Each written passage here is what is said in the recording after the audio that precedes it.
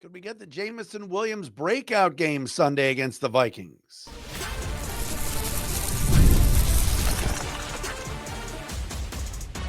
You are Locked On Lions, your daily Detroit Lions podcast.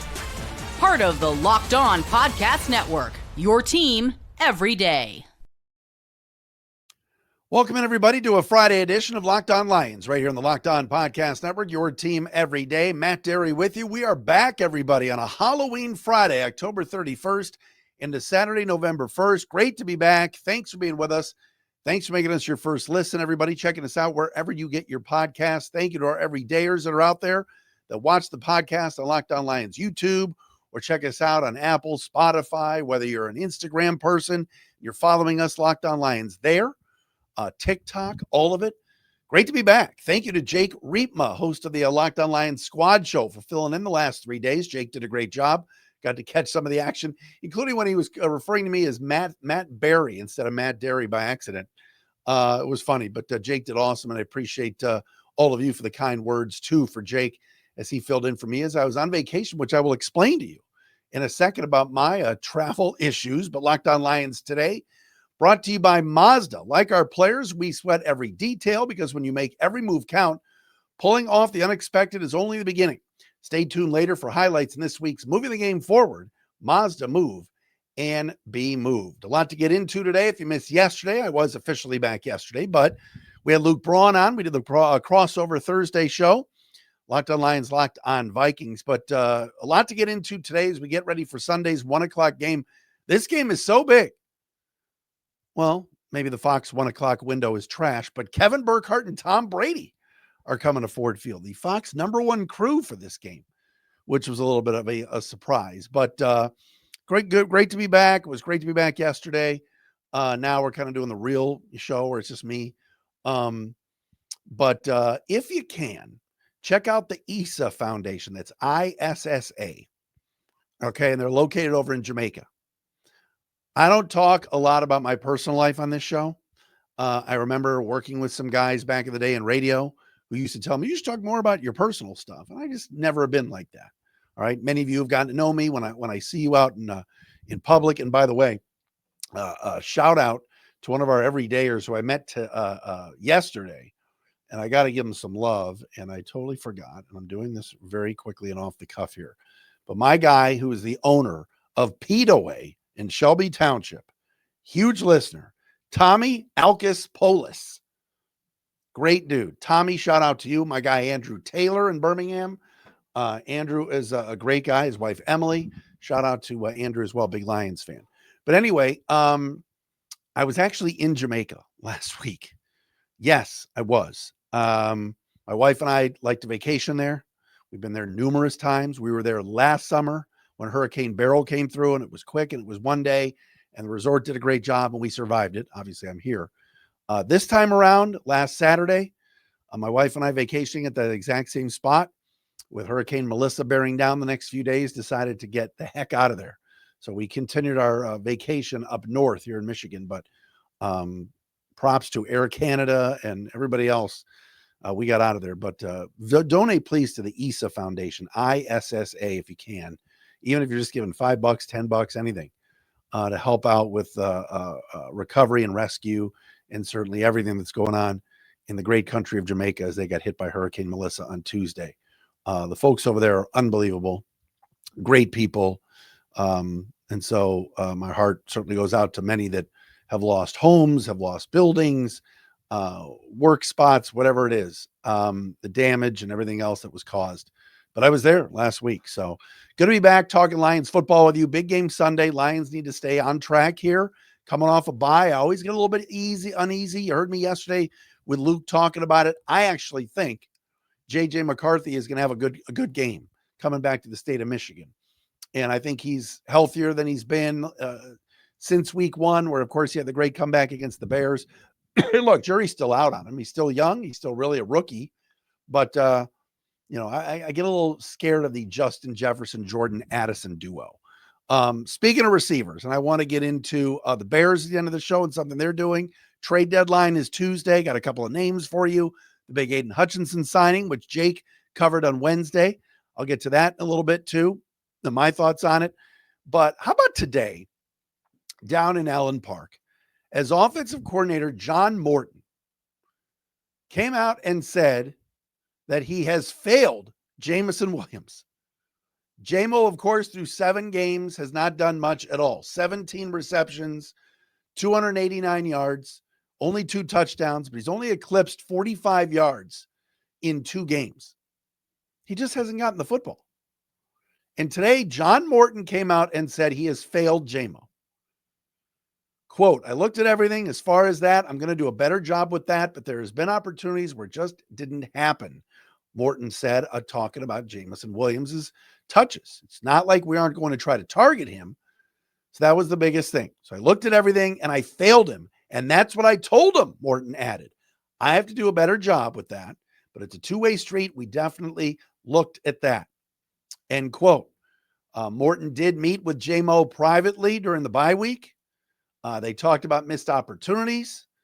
And Morton said he and the coaching staff are going to try to give Jameson Williams the ball more. But here's the thing. Here's what I love about this. Not only is John Morton coming out and going, look, we need to be better and I need to get number 1 in the football. First of all, the Lions are 5-2. Their offense is as good as there is in the league. Obviously, the last couple of weeks with Kansas City and Tampa, it hasn't been up to snuff, but it's still been pretty good. Jamo had an unbelievable media session today and had a great attitude about all of this. He said, quote, he came to me and expressed to me how he felt, but with me, I really wasn't taking it too far into thinking about it. We're winning games and things like that, so I can never get myself too worked up with me getting the ball or me getting targeted or things like that. I know it's going to come. It's a long season. He's talking more about team success than his own. Quote, I know my time is coming. I know it's coming, so I'm ready whenever it comes. End quote. Morton went on to say today that he doesn't say anything, Jamo. He just goes and plays hard. How great is that? What a great culture we have down at 222 Rodwood Drive. Seriously. And I have been in the past on Jameson Williams for acting immature, doing immature things, being suspended. How can anybody say a bad word about a guy that just is about the team? He is one heck of a run blocker for a receiver, and he's having a bad year statistically. Didn't have a great game, if you recall, earlier in the year against the Browns when he was targeted. Yet, he's like, I can't believe that he came and talked to me about it. I'm good. I know my time's coming. I think that's great. I absolutely love this. You're seeing right in front of all of our 2 eyes, a maturity in this kid.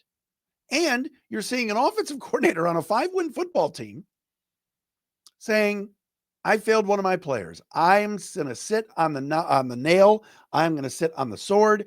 I am going to raise my hand and say, I'm wrong and take accountability for it. I don't think anybody expected that from the Thursday coordinator press conferences today, that John Morton was going to use the word failed when talking about what he has done this year. I think John Morton taking over for Ben Johnson, those were impossible shoes to fill. And I think he's doing a good job. I think the offense is creative. I think we've seen Jahmyr Gibbs have breakout games. We've seen Jared Goff play excellent football. We've watched the offensive line get better. David Montgomery's had big games. Amon-Ra, Laporta. There's a lot of weapons here. Jamo, yes, has not played well. And yes, he has not gotten targeted. But for Morton to come out and use the word like fail, I love the accountability. I love the notion that, hey, I can do better. And let me go public and talk to the media about it and share and be transparent and go, I took Jamo aside and told him I got to do better. And Jamo was like, cool. I didn't even think you needed to come talk to me. That's what a good franchise does. That's what good teammates do. That's what a good coaching staff and a good culture is. Look, Jamo's got to do better. Morton, I guess, has to do better. Goff has to do, everybody's got to do better if this team is going to take the next step. But I just love the moxie and the unselfishness of Jameson Williams. I cannot say a bad thing about him. I love this. What a great young man. Seriously, to be that content with, hey, we're winning. I know my time's coming. And if he felt a different way, or if he was posting things that we weren't sure about on Instagram and all this stuff, he publicly at least is letting it out that he's about the team. And when you're 5-2 and you're a half game out of first place and all is right, I just think that's cool. So I wanted to share that, and I wanted to make sure I got it out there that, yes, noted Jamo basher Matt Dery. Woo! Social media, man. I tell like it is on this show. And when it's positive like this, I got to say, very impressive stuff. Very impressive stuff from everybody. All right, coming up next, Brad Holmes has done it again. It's a billionaire boys club down in Allen Park. We will explain coming up next right here on Locked On Lions.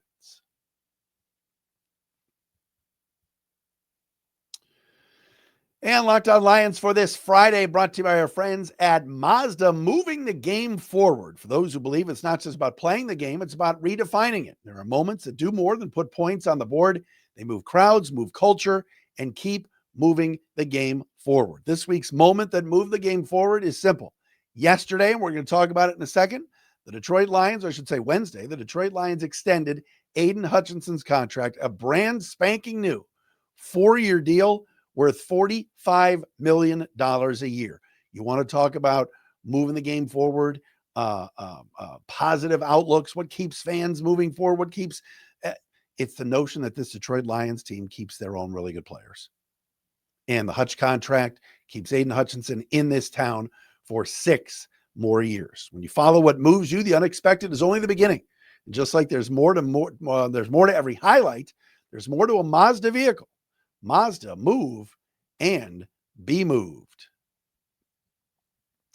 And we're also brought to you today by our friends at FanDuel. The NBA is back, and there's no better place to get on the action than at FanDuel, the official sports betting partner of the National Basketball Association. Pistons keep winning. That's cool.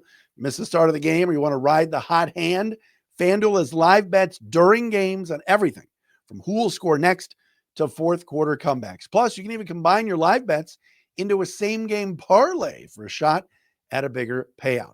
Keeps the game and every game exciting, especially when your team is making that late push in the fourth quarter. Right now, FanDuel is giving new customers $300 in bonus bets when your first $5 bet wins. So head to FanDuel.com to sign up and play your game with FanDuel, the official sports betting partner of the NBA.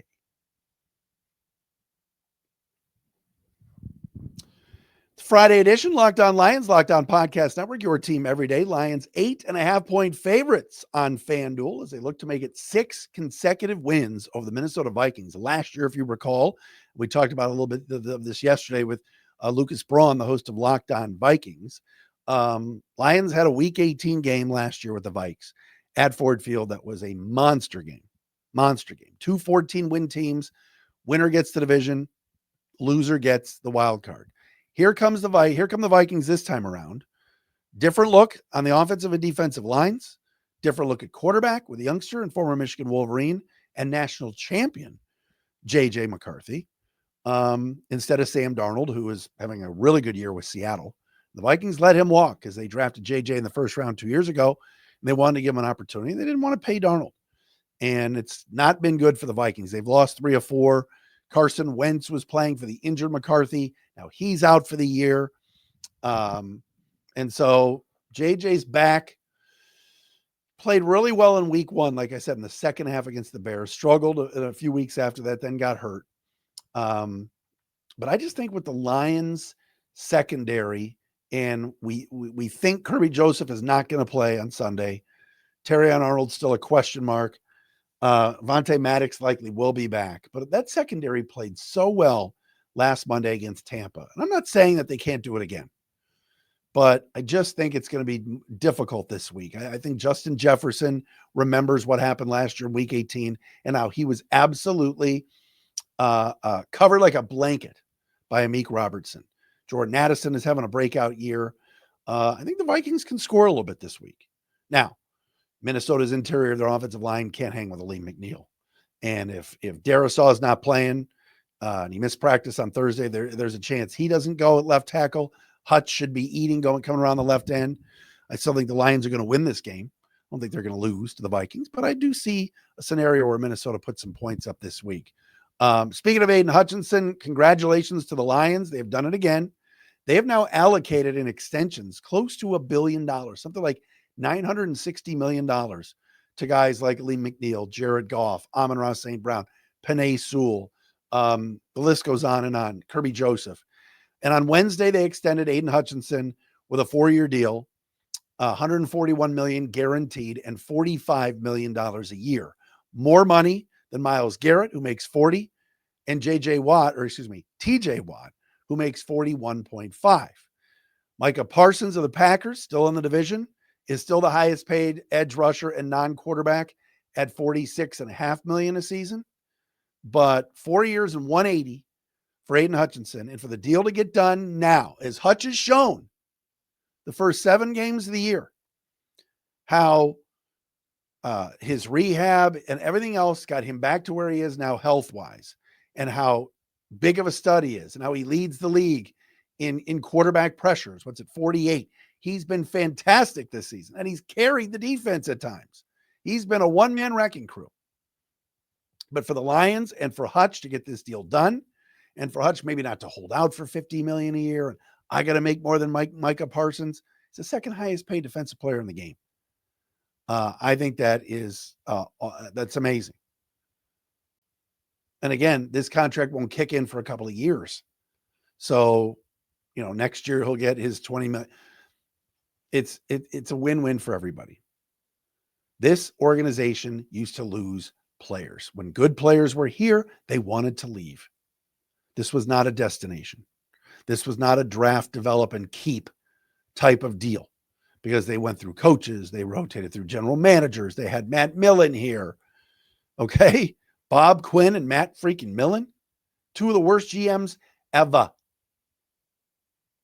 So Holmes, ownership, everybody.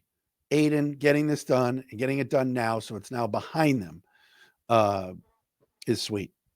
And I think he deserves, I think 4 at 180. I love it.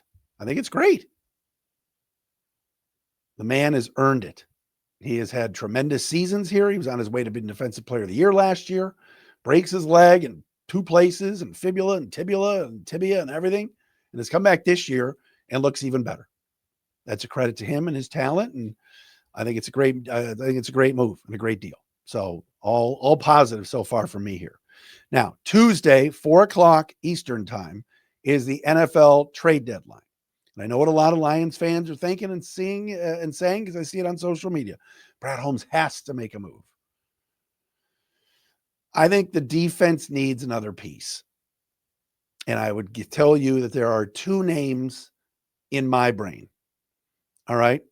Number 1 is on the defensive line. Would 36-year-old Cam Jordan make one last stop somewhere else? He has spent his entire career with the Saints. He obviously knows Dan Campbell. He played with Alex Anzalone. So there's a connection there. Cam Jordan has 2.5 sacks this year and will be 37 years old at the end of the season. With that being said, adding a veteran piece like that, another edge rusher, the Saints are 1-7 and they suck, and are turning to a rookie quarterback the rest of the way. That would be a name to keep an eye on if I were the Lions. Another one, if the team thinks, and if Brad Holmes believes that another cornerback has to be added.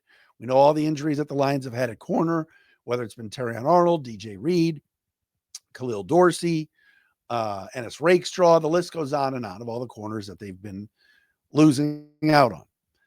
A guy I really like, and I'm not sure he's going to be traded, is the former Michigan Wolverine, DJ Turner. He's having a really good year, PFF grade over 80. He's got this year and next year on his contract. I think he's in his 4th year now with the Bengals, and he's just a good football player. I don't know if the Bengals would give him up, but he's having a really good year. And if the Lions feel like they're not going to get DJ Reed back until it's too late, or it's just they need to add one more guy, on that in the back end. Maybe Terrion Arnold. And again, the shoulder's been hot and cold here. DJ Turner would be a guy to keep an eye on. Certainly Turner, certainly Cam Jordan are just a couple of names that I'm looking at here. And again, that's Tuesday at 4:00. It wouldn't surprise me if Brad Holmes does nothing. It wouldn't surprise me if Brad Holmes does something. If you're expecting a trade for Max Crosby or Trey Hendrickson, I don't see it. But something minor. DJ Turner is really good. Cam Jordan would be a rental, and who knows if he would retire after this year. He's 36, 37. But keep an eye on those. Those are just two names that I'm throwing out there. All right, coming up next, a former Lion is back in the NFL. He's made the rounds, and I just don't understand what the Bears are doing here, and I want to comment on it. We'll do that coming up next right here on a Friday edition of Locked On Lions.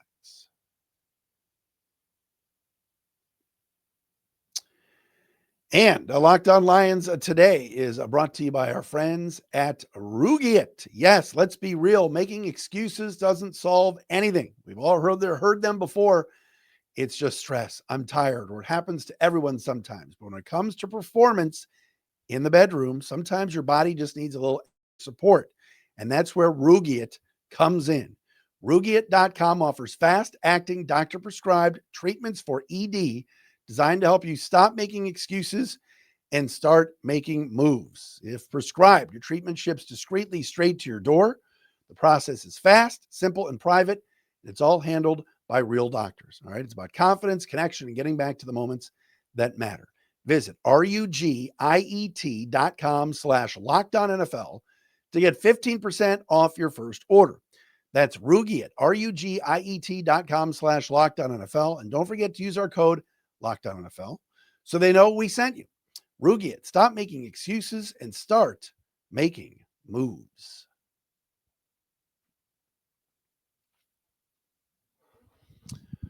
Lions in the 1:00 window. When was the last time the Lions played at 1:00? We got to go back to week 4 against the Browns. We are now in week 9 here.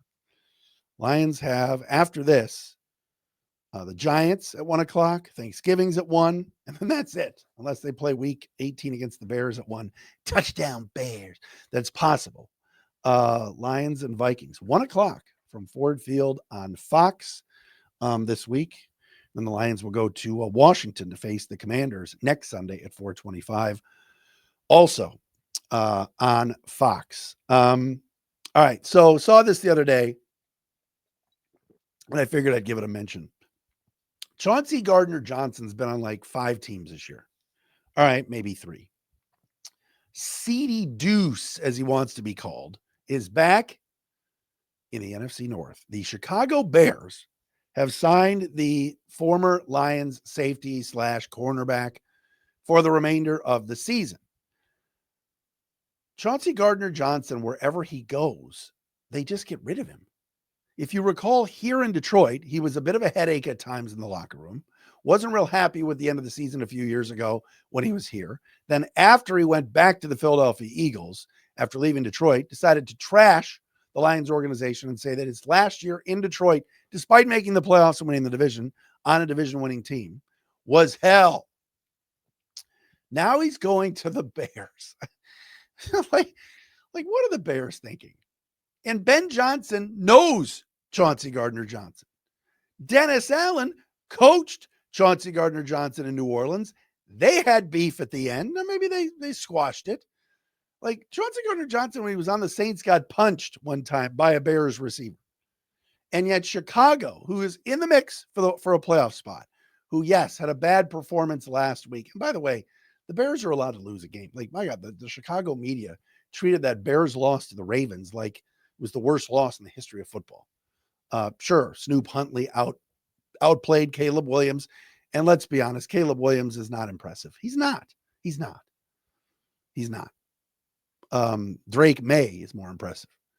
But the Bears are 5-3. Like, they're not in bad shape. I just don't understand why. And I understand Bears have a need. They got injuries in the secondary and everything else. But Chauncey Gardner-Johnson, to me, is just a cancer. Acts like a cancer in that locker room. And I know he's a veteran. I know Ben Johnson knows him. Maybe Ben Johnson feels like I was with him in Detroit. I could talk to him. Maybe Dennis Allen's thinking I was with him in New Orleans. I could talk to him. I think that move is dumb. I do. I think good teams know to kind of stay away from this guy.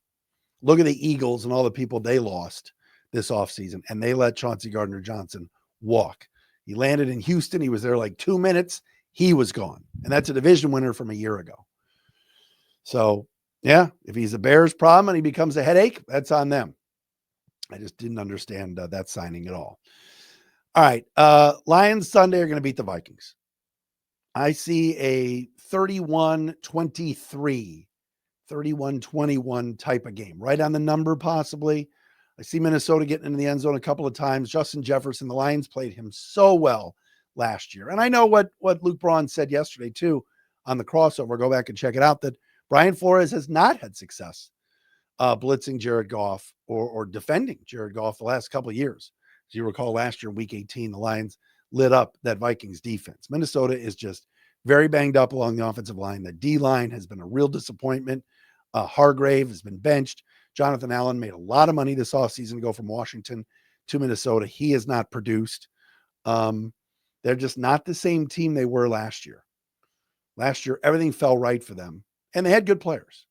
This year, it's not. So I see the Lions winning this game. We will be with you after the game on Sunday. Don't forget Locked On Lions Squad Show with Jake and Brad and Natalie will be on live right after the game on Sunday. I will bring you a podcast likely about an hour and a half after the game once I hear from Dan Campbell and we hear some of the post-game reaction. We'll have a Sunday show for you coming up. But that'll do it for us for this Friday edition of Locked On Lions. Thanks again to Jake Riepma for filling in the next 3 days, or the last 3 days, Monday through Wednesday. And of course, you've missed the crossover pod with me and Luke Braun yesterday. Please check it out right here on the Locked On Podcast Network. Your team every day. Go Lions. We'll talk to you again on Sunday.